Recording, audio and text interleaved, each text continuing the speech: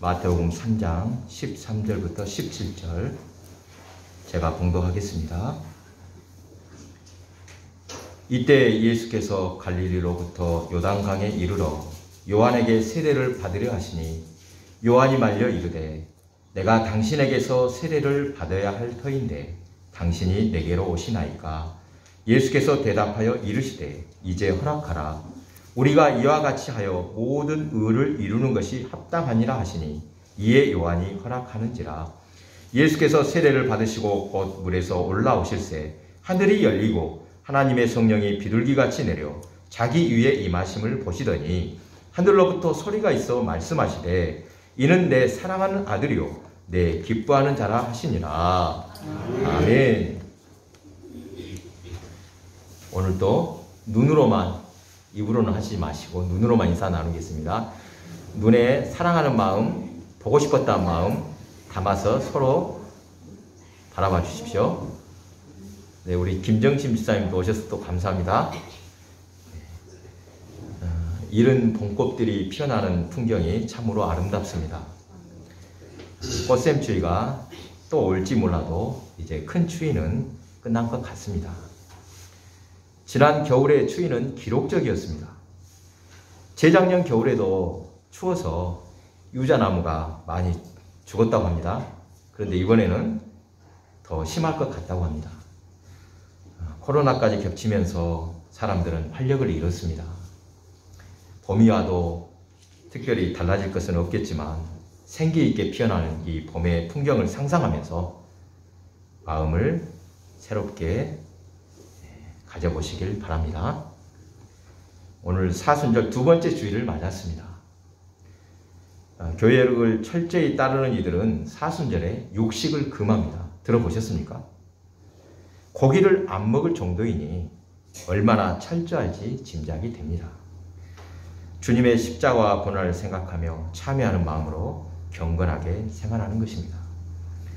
사순절 기간에 할 수 있다면 이런 훈련도 좋습니다만 혹시라도 오해하지 말 것이 있습니다. 여러분, 기독교는 철저한 금욕주의를 주장한다. 맞습니까? 틀립니까? 철저한 금욕주의를 주장하는 것은 아닙니다. 며칠 전에 어떤 목사님들하고 이야기를 나누다가 포도주 이야기가 나왔습니다. 포도주는 먹어도 되냐 안 되냐, 포도주도 된다 안 된다는 사람도 있고 성장식 때만 먹어야 된다는 사람도 있고 여러 가지 말이 있었습니다만 우리는 예수님을 따르면 됩니다. 예수님이 하신 대로 먹고 마시는 것에 너무 민감하게 반응하지 말고 중요한 것은 마음의 중심을 잘 잡고 하나님 앞에서의 인간이란 다 거기서 거기다라는 사실을 인정하며 겸손한 자세로 살면 좋을 것 같습니다. 오늘 설교 제목 물, 성령, 세례라고 했는데 본문은 예수님이 세례를 받으시는 장면으로서 이 세 가지 요소가 다 나옵니다. 요단강에서 요한이 세례를 베풀 때 예수님이 나오시자 14절 요한이 말려 이르되 내가 당신에게서 세례를 받아야 할 터인데 당신이 내게로 오시나이까. 이때 예수님은 15절 우리가 이와 같이 하여 모든 의를 이루는 것이 합당하니라 라고 말씀합니다. 신약 성경이 어떤 책인가 한 줄로 요약하면 예수는 그리스도임을 증언하는 책이라고 할 수 있습니다. 복음서는 말할 것도 없고 바울 서신을 비롯한 모든 말씀이 예수는 그리스도이심을 증언하고 있습니다. 사도행전은 무슨 책입니까? 이것을 전하는 제자들의 이야기고 요한계시록은요 마지막 때 다시 오실 예수님을 말씀하고 있는 책입니다.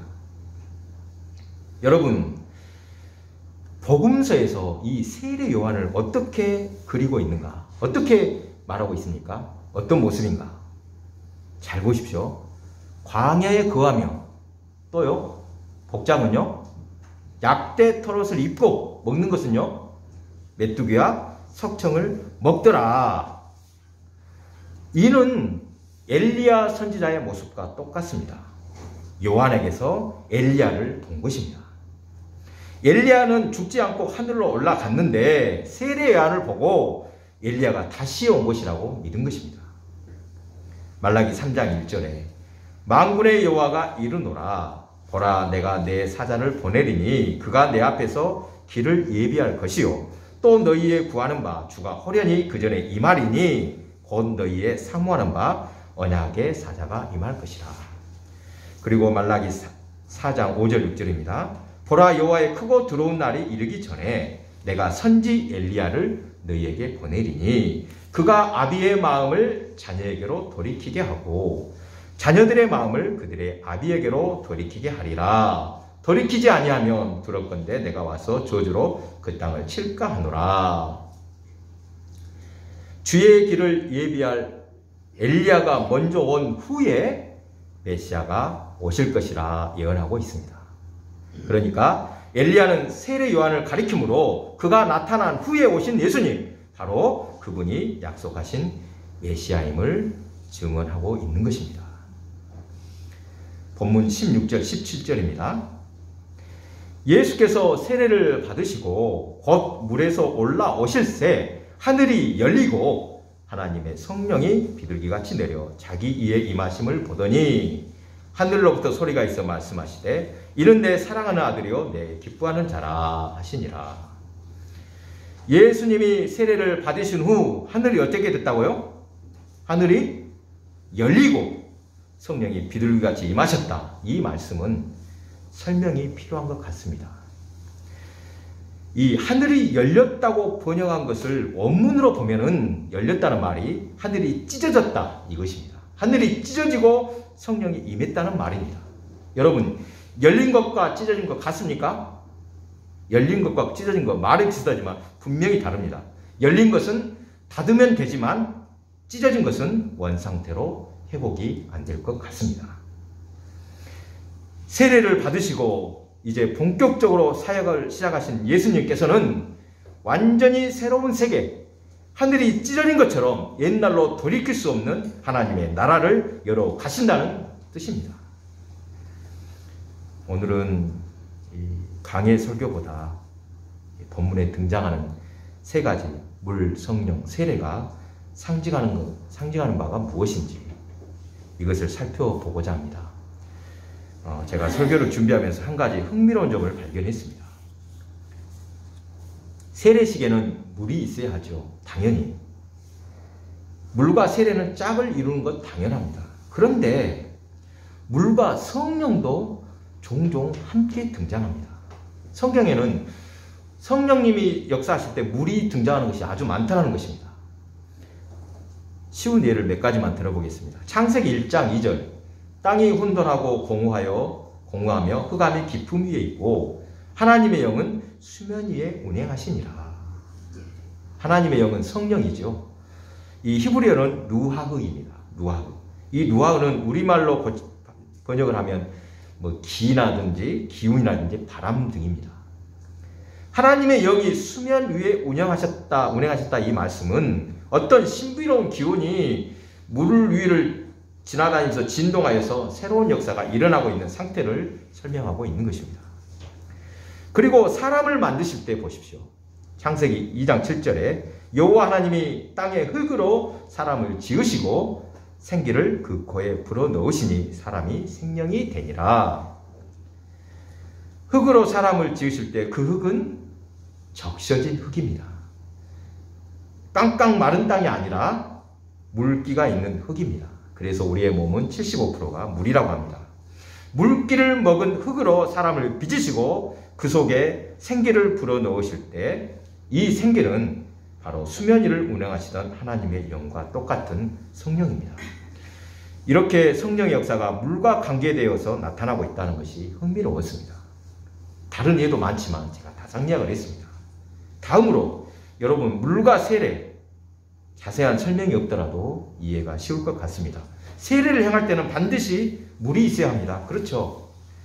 여러분, 물의 상징이 무엇입니까? 물이 상징하는 바, 이 물은 생명과 파멸을 모두 담고 있습니다.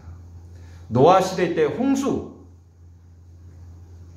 그렇죠? 파멸로서의 물입니다. 심판의 물이었습니다. 죄악으로 가득 찬 세상을 보시고 하나님께서 후회하셨다 말씀합니다. 노아의 가족을 제외한 모든 사람을 물로 쓸어버린 심판이 임했습니다. 노아의 홍수는 분명한 심판인데 베드로전서 3장 18절에서 21절에서는 이것을 주님께서 죽임당하고 부활하신 사건과 연결해서 설명하고 있습니다. 아주 중요한 말씀이고 흥미로운 말씀입니다. 하나님의 말씀을 불순종하고 죄악으로 가득 찬 세상을 물로 심판하실 때 말씀을 믿고 순종한 노아는 그의 가족과 함께 구원받았습니다. 죄에는 심판이 따르지만 믿고 순종한 자에게는 구원이 예비되었습니다. 공의의 하나님께서는 죄를 반드시 심판하시는데 예수님은 우리의 죄를 대신하여 대속의 제물이 되시고 또 부활하심으로 주를 믿는 이들에게 생명의 구원이 되셨습니다. 베드로전서 3장 21절입니다. 물은 예수 그리스도께서 부활하심으로 말미암아 이제 너희를 구원하는 편이 곧 세례라. 세례를 받은 것은 예수를 믿는 표입니다. 주님의 부활을 믿는 믿음의 표시입니다. 이 표시, 즉 세례를 받은 사람은 구원의 표를 받았음을 믿으시기 바랍니다. 여기에 계신 여러분 모두 세례를 받으신 것으로 압니다. 맞지요? 세례는 교회에서 행하는 중요한 의식 중에 하나입니다만 단순히 형식으로 여길 것이 아닙니다. 세례식을 통해서 이 세례를 통해서 구원의 표를 받았다는 이 말씀 꼭 기억하시기 바랍니다. 나는 세례 받았다. 구원받은 백성이다. 믿으시기 바랍니다. 오늘 이야기하고 있는 물은 일상생활에서도 아주 중요한 요소라고 할 수 있습니다. 동서고금 언제 어느 곳에서나 물을 바라보는 시각은 비슷할 것입니다.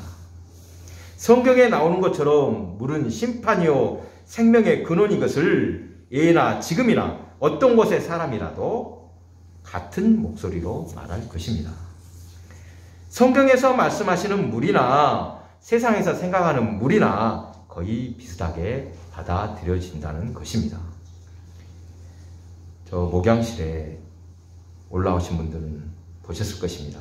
상선약수라는 한자로 쓴 액자가 걸려 있습니다. 보셨습니까? 노자의 도덕경에 나오는 말로 가장 최고의 선, 즉 도는 물과 같다는 뜻입니다. 제가 좋아하는 사자성어 중 하나인데 우리도 이렇게 물처럼 살면 좋겠다고 생각을 하게 됩니다. 물은 배울 것이 참 많습니다. 항상 어디로 올라갑니까? 내려갑니까? 물은 항상 낮은 곳으로 향하는 것을 보면서 겸손을 배웁니다. 막히면 어떻게 합니까? 돌아갈 줄 아는 지혜, 또 구정물도 받아주는 포용력, 어떤 그릇에나 담기는 융통성을 배웁니다. 또 바위도 뚫는 끈기와 인내, 장엄한 폭포처럼 투신하는 용기, 유유히 흘러 바다를 이루는 대의를 배울 수 있습니다. 옛날 동양에서만 이것을 발견했을 리 없습니다. 서양에서도 물을 볼 때 비슷하게 발견했을 것이며 성경 기록자들도 마찬가지로 이러한 물의 성질을 잘 알고 있었을 것입니다. 이런 의미가 있기에 하나님의 영 성령을 말할 때 부드러우면서도 강하고 액체, 고체, 기체 등 어떤 형태라도 존재할 수 있는 물과 같다고 설명하고 있는 것 같습니다. 속된 표현입니다만 야, 그 동네 물이 좋다 안 좋다 이 말은 마시는 물이 아니라 뭐겠어요? 분위기나 흐름을 말한다는 것을 잘 아실 것입니다. 공기로 비유해도 좋을 텐데 물을 들어서 말하는 것을 봅니다. 우물물을 예로 들어봅니다. 어느 동네에 물이 나쁘다는 말을 실제 우물로 예를 들어보겠습니다. 우물에 아주 적은 양의 불순물이 들어가도 금방 물이 나빠집니다. 그렇죠? 실수로 석유 몇 방울만 떨어뜨려도 전체 우물이 오염되는 것을 봅니다. 그래서 옛날에 저도 기억이 납니다만 공동으로 우물을 사용할 때는 물이 흐려지지 않도록 모두가 조심스럽게 우물을 사용했습니다. 한 번 나빠지면 전체 물을 다 빼내야 깨끗해질 수가 있으니 많은 주의를 기울여야 했습니다. 여러분, 성령께서는 물같이 역사하신다. 이 말씀이 일리가 있습니다. 여러분, 있는 듯 없는 듯 약한 것 같지만 강하고 낮은 자리에서 섬겼더니 하나님이 높여주시는 체험을 해보시기 바랍니다. 요한복음 3장에 니고데모가 예수님께 거듭남에 대해 물을 때 예수님은 사람이 물과 성령으로 거듭나지 아니하면 하나님의 나라에 들어갈 수 없느니라. 요한복음 3장 5절 말씀합니다. 여기에서 이 물은 또 마찬가지로 창세기 1장 2절에 하나님의 영과 수면에 연결이 되는데 번역을 물과 성령으로라고 했지만 정확히 하면 물 따로 성령 따로 두 번을 말한 것이 아니라 물과 성령이라고 하니까 물 같은 성령으로 거듭나지 아니하면 하나님의 나라에 들어갈 수 없다. 이 말씀입니다. 거듭나지 않으면 하나님의 나라를 볼 수 없다. 이 말은 참 쉬운 말은 아닙니다. 여러분, 거듭남이 무엇입니까? 거듭남. 니고데모는 어머니 뱃속에 들어갔다가 다시 나오는 것이 거듭남이냐고 묻습니다만 생각이나 행동이 바뀐 정도가 아니라 뭐라고 하시죠? 위로부터 나는 것을 거듭남이라고 해서 하셨습니다. 위로부터 난다. 이것도 좀 어렵습니다. 선악과를 따먹은 인간은 죄로 인해서 혈과 육의 존재이며 아래로부터 나서 세상의 종으로 살아갑니다. 그러나 위로부터 난다는 건 무엇인가? 예수님을 믿는 하나님의 백성은 물로 세례를 받을 때 성령이 역사하셔 죄의 저주에서 벗어나고 새로운 피조물이 됩니다. 이렇게 회복되는 것이 위로부터 나는 것임을 믿으시기 바랍니다. 우리는 위로부터 난 사람들임을 믿으시기 바랍니다. 오늘은 특별히 물에 대해서 물은 어떤 성질이 있고 어떤 배울 것이 있는가 살펴보았습니다. 물과 같은 성령의 역사라고 표현한 것은 이 자라는 씨앗의 비유 또 부풀어 오르는 반죽의 비유와 비슷하다고 할 수 있습니다.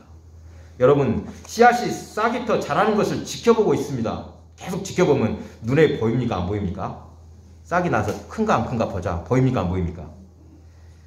누룩을 넣은 밀가루 반죽이 부푸는 순간도 지켜보면 보입니까? 안 보입니까?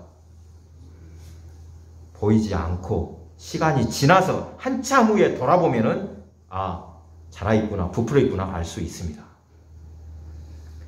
북이스라엘의 아합 왕 때 이스라엘 땅에 큰 가뭄이 들었습니다. 아합 왕도 나쁘지만 이세벨이라는 이 악한 왕비로 인해서 이스라엘이 범죄하게 되었죠. 바알을 섬김으로 하나님이 진노하셔서 가뭄이 들게 하신 것입니다. 이때 엘리야 선지자가 갈멜산에서 바알을 섬기는 선지자들과 대결을 펼칩니다.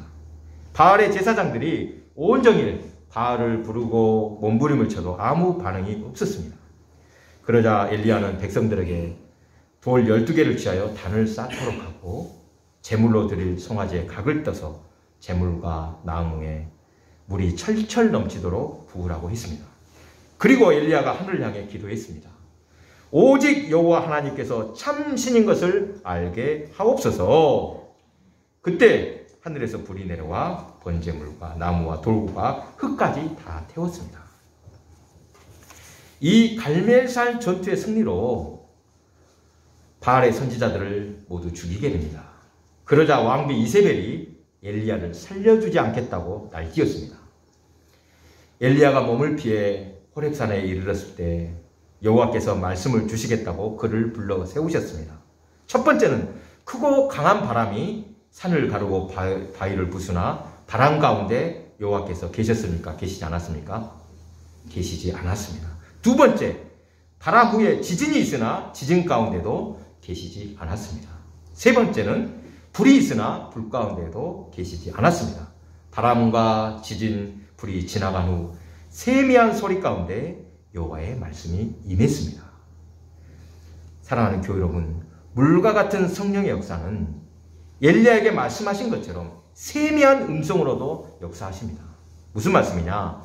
당장 변화되고 기적이 나타나는 것만이 아니라 눈에 보이지 않지만 잔잔하게 스며드는 물과 같이 언젠가 돌아보니 변화된 것처럼 성령의 역사는 우리 삶을 변화시키시고 인도하심을 믿으시기 바랍니다. 백숙교의 역사와 여러분이 지나온 길을 뒤돌아볼 때 흔들리면서도 꽃을 피우고 늦더라도 조금씩 열매를 거두고 있음을 발견하게 될 것입니다. 제 경우를 보더라도 가장 안 좋았을 때 그때를 비교해 보면 많이 좋아지고 있는 것 같습니다. 타고난 성품은 쉽게 변하지 않습니다만 하나님의 은혜를 사모하며 신앙생활을 하는 중에 조금씩 변화되고 있음을 느끼게 됩니다. 기도할 때 단번에 급하게 역사하시기를 바라는 경우가 대부분인데 시간이 걸려서 간절하게 기도하여 응답받을 때 어쩌면 그때가 더 큰 은혜인지 모릅니다. 하나님께서 아브라함에게 밤하늘의 별과 같고 바다의 모래와 같은 후손을 주고 그의 후손이 가나안 땅을 얻을 것이라고 약속하실 때 아브라함에게는 아무것도 없었습니다. 그의 뒤를 이을 아들이 없는데 하늘의 별처럼 후손을 번성하여 또 가나안 땅을 차지할 것이라 이 말씀은 어쩌면 꿈만 같았을 것입니다. 아브라함의 생전에 그 약속이 실현되는 것을 보지 못했습니다. 하나님의 약속은 그로부터 700년 후에 이루어졌기 때문입니다. 중요한 것은 아브라함 당대에 실현되었느냐 실현되지 않느냐 시간의 문제가 아닙니다. 하나님의 약속은 언제라도 변함이 없다는 것입니다. 참으로 하나님의 약속은 변함이 없음을 믿으시기 바랍니다.